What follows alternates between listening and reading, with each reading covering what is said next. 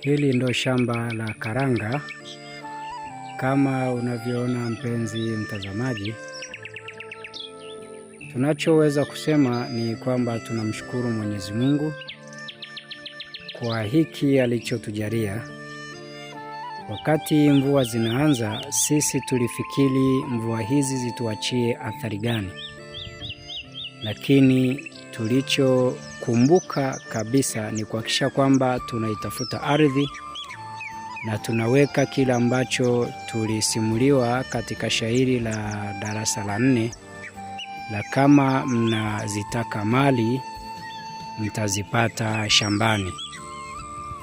Ukweli ni kwamba baada ya mvua kunyesha, sisi tuna uhakika wa kuwa mashuhuda wa lile shairi la yule mzee aliyekufa akiwaasa vijana wake, watoto wake, kwamba kama wanaitaka mali wataipata shambani.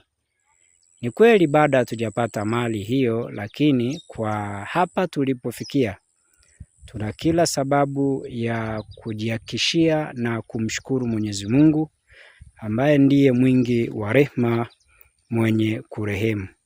Na yeye alishasema mani jitahada wajada, mani jitahada wajada.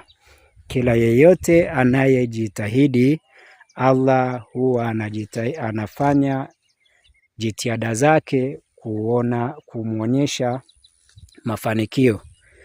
Jitihada zenyewe zinaonyesha mafanikio. Kwa hiyo sisi kazi yetu ni kuhakikisha kwamba tunapoichungulia fursa tunahakikisha tunaitafuta, ili sasa siku moja watoto wetu, wajukuu zetu, tuache athari ambayo inakuwa ni ya kudumu.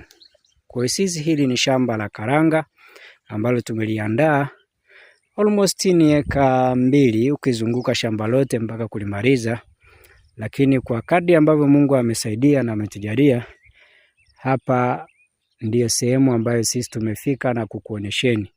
Lakini pia kama unahitaji namna ya kuweza kuandaa mbegu ya kupanda mbegu ya karanga, namna ya kuweza kuandaa shamba mpaka listawi kwa namna ambavyo we mwenyewe utakuwa na matumaini, tutembelee, tupigie simu 0716287847.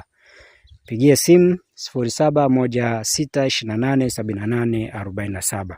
Sisi kazi yetu itakuwa ni moja tu, kuhakikisha kwamba unaingia kwenye kilimo na unapata mafanikio.